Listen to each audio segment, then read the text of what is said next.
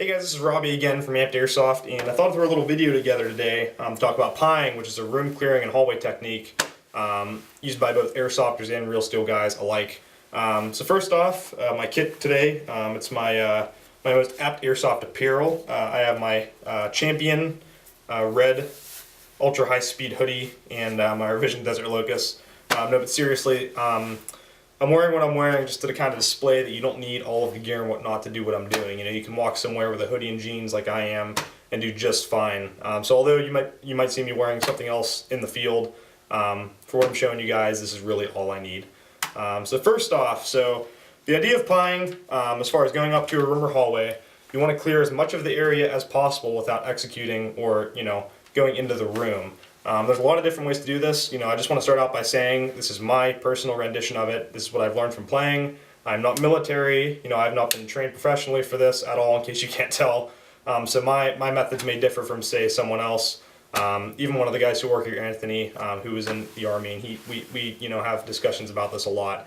So this is just what I've personally learned.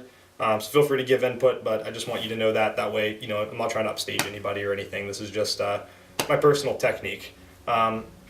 So first off, the first thing I see a lot when it comes to going up to a corner is people always seem to want to stack up on the wall. And I personally don't agree with that for two reasons. One, you can't get a good view around the corner before you go to execute it. So for example, if you're walking up on the hallway and you're going to turn the corner, you don't have any area to work with. If you're backed off the wall a few feet, or even more than that if you can, you have the ability to snap shoot or pull back if you need to. So you have the ability to work around that corner without exposing yourself when it's unnecessary.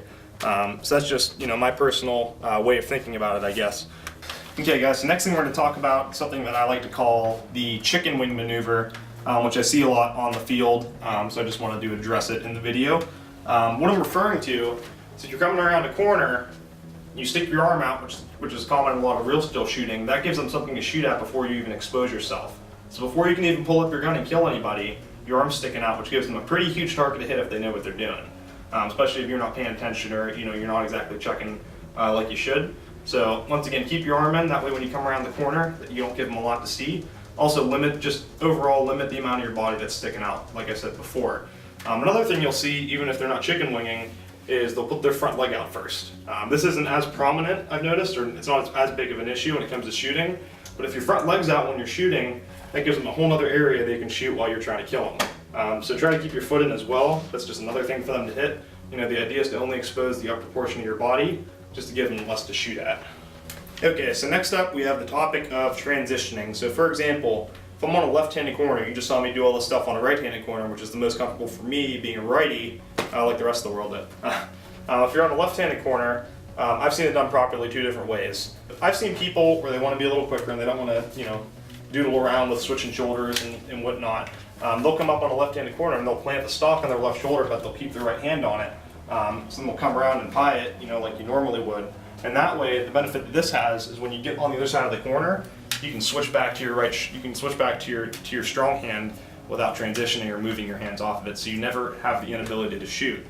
Personally, I sort of developed the habit, just going through tight areas and such, of actually switching hands completely and running through it like I normally would. So I'm going to rest the stock on my shoulder here like I normally would if I'm pieing, and I'm going to come around the corner like so.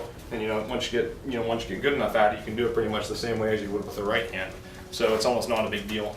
Okay, so finally we have the topic of snap shooting, as I call it, which is the principle behind exposing as little of yourself for the least amount of time possible. So for example, if you pie the corner properly, obviously if you're doing a good job, they won't see very much, and you have the ability to tap them. And if you keep coming around, you're good to go. But what happens when you come around the corner and you start pieing it? There's someone pieing on the opposite corner, and you need to get out of the way fast before they shoot you. If you sit here like so, you're sitting, as great as this is, as you're sitting on here, you can probably get them. There's a high chance they're going to shoot you as well if they know what they're doing.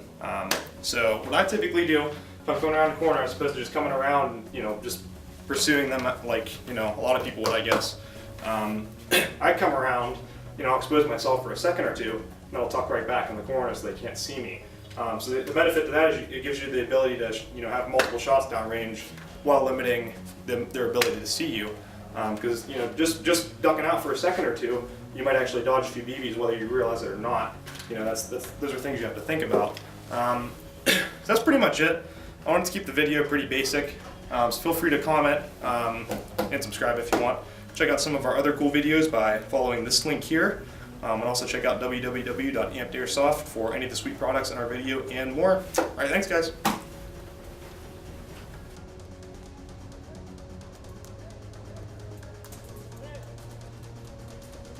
Yo, hit.